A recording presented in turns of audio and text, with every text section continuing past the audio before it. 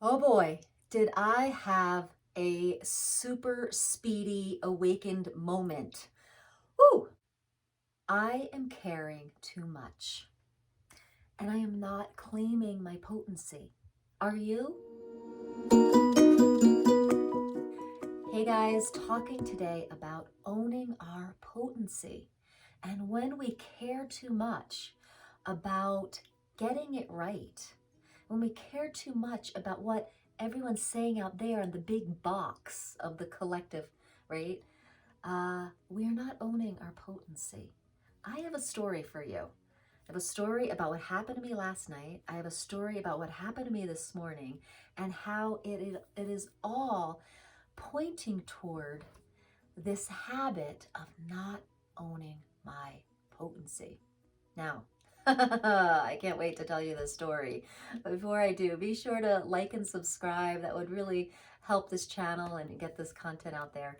So thanks so much for watching. So last night, I had a great night. I was laughing by the fire with my husband.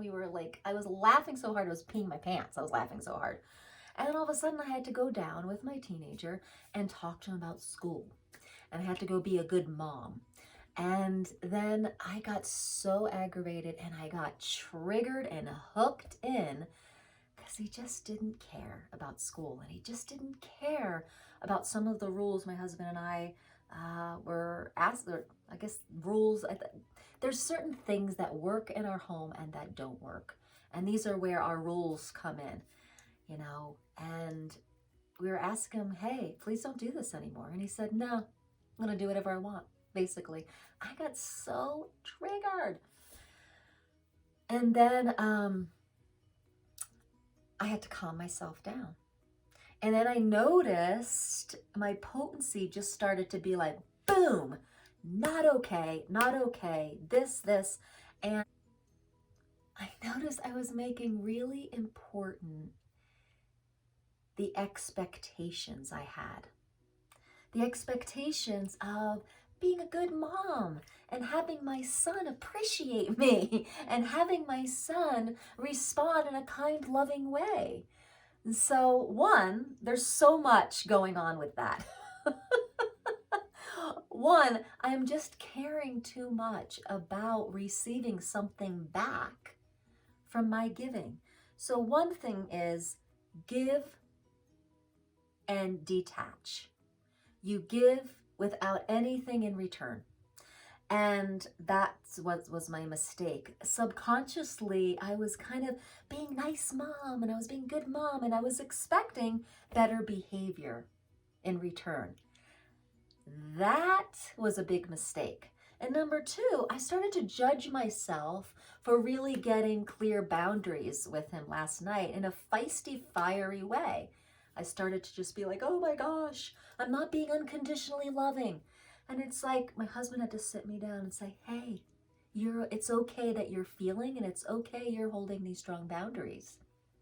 I was caring again too much about him and not caring at all about me. That potency might just be exactly what he needed. Hey, this isn't okay. And this is how I'm going to let you know it's not okay. In the animal kingdom, they do that, right? Like Mama Bear's like, so how many times do we squash our potency because we think it's not in the books, right? It's not in the book of how to be awakened or how to be a parent or how to be conscious or how to be loving. And it's just like those books are someone else's potency. You get to write your own book. Would you be willing to be the author of your life? Or would you be willing to put yourself in the equation of your life? I got to ask myself that question all the time. Because honestly, folks, being a daughter of an alcoholic or a drug addict gives you this way of being in the world where you're apologetic for everything. And you see everyone as a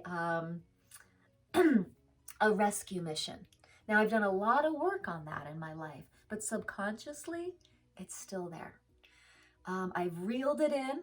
I feel like I'm not really codependent anymore. However, I feel like there is still a tendency to expect and to help, to overhelp when someone's not even asking for help. So my teenager doesn't ask for help. And I'm always there, I'm here for you, buddy. If you need support, I'm here caring. I'm here over caring. Oh, God. The thing is, people are aware, infinite beings. And how dare we not trust that? How dare we not trust them? And I have to say, guys, as a parent, I've been a helicopter parent. I'm a recovering helicopter parent.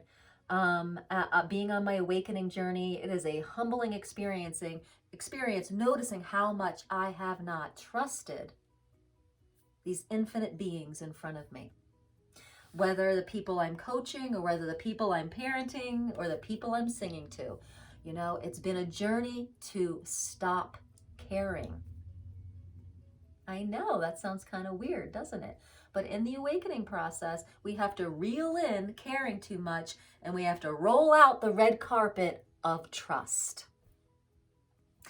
We need to be trusting every single infinite being in front of us because they came here for their awakening journey. And if they're not asking for help, back the fuck away. That is really what needs to be happening in my life and probably everybody's life. If we're over caring, we have to back off and trust what's happening in front of us and trust our own potency. Guys, if you are 100% committed to the light, to holding the light on the planet and being a vibrational contribution to the light on the planet, then your potency is required. And that potency means that you're committed to the light no matter what. And last night, after I came upstairs and felt the trigger and felt everything in me contract, my light was contracted and I put heavy blankets over it, covering it up. And I could feel it. And I was like, you know what? Talking to you guys on this video gives me so much accountability. I so appreciate this platform because I sat on my bed last night and I said, this isn't okay. I can't be preaching to the choir, hey, 100% committed to the light, as I sit here triggered, over caring, not trusting, letting the heaviness squash my light. And because I have you all to hold me accountable, I got up this morning, did a yoga practice, didn't do any work this morning. I did self-care and I found out something. And I want to read it to you. So remember yesterday's video, I talked about your future self is talking to you? Yeah, I told you I do that every day, and I do. This is what my ascended self told me today. Be the light. Allow and ride it out. That means whatever is light, your judgment is getting in the way of that. Are you willing to do whatever it takes to hold the light? Then do it. Stop judging your actions. The light is always there. Tune into the way you layer it with heaviness. Allow the light. Allow the light. Stop caring too much. Own your potency. So this is what came through today. So this week, I'm really noticing, when it's easy, it's easy to hold the light. And when my teen is flaring up and being a rude asshole, it's a little harder. So when something gets hard out here, I noticed I was laying in bed like this. I was like, I don't want to get up. I feel miserable. And I was like, why do I feel miserable? I was allowing my son and the interaction I had with him take my joy away. I was making him the catalyst for my happiness and joy. What? We got to remember our greatness, people. Remember our greatness. No one is the catalyst for your joy out here. You in here, your authentic spark of ascension, God source, whatever the hell you want to call it, infinite beingness, is the source of your joy. And you have it there every moment of your life. And it's your choice, and it's my choice to tune into that. And this morning I got a big wake-up call because I was making my son responsible for my joy and happiness. And that hit me, boom, like a brick. Holy shit. Oh my God. And so I got on my yoga mat and changed that around really pretty quickly. So when we're 100% committed to the light, all this comes up.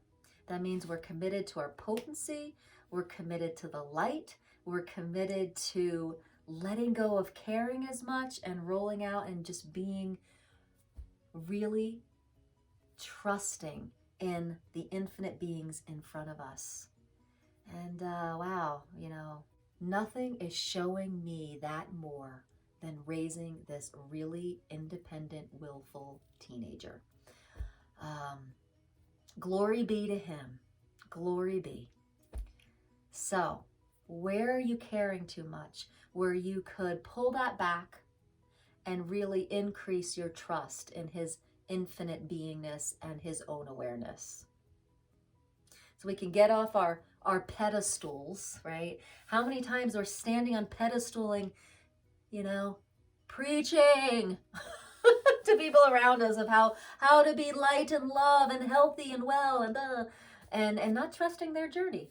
Now we can be inspiring to them, but guess what? That means we can get into our bubble and living a miraculous, joyful, healthy life. That's inspiring to someone. Telling them how it is and expecting them to do that way, I'm learning is not really that inspiring. So a few things here. Be 100% with allowing the light, trust others' infinite beingness and awareness, and would you be willing to own your potency even if it's judged? How many times you're judging your potency as wrong, bad, intense, not good enough? Your potency may be just the energy to cut through the bullshit the other person needed to have cut through so they could see their own light. No, I'm getting a little Jersey here on you today. Sorry. Sorry, not sorry. Not sorry at all. That's my potency. Boom. All right. So people, own your potency. Claim it and own it. And by doing so, you give permission to others to claim and own their potency. And with that, you lay out the red carpet of trust for everyone around you. Trust that they have their path, their awakening journey, and they're going to be just fine. All right. Thank you, beautiful people, for sharing this moment with me. By all means, put in the comments, what is your potency? What story do you have around that? Be sure to subscribe, like, click the bell. That'll really help my channel get with the algorithm. We'll get this kind of awakening message out there. Whoop, whoop, whoop. There's a lot of stuff on YouTube, so let's spread the light on YouTube, right? And by all means, if you have a channel that you're building and you're building a channel that's promoting lightness, let me know. I'd love to support your channel too. Let's grow together. Let's remember our greatness together. So have a beautiful, beautiful day. Namaste.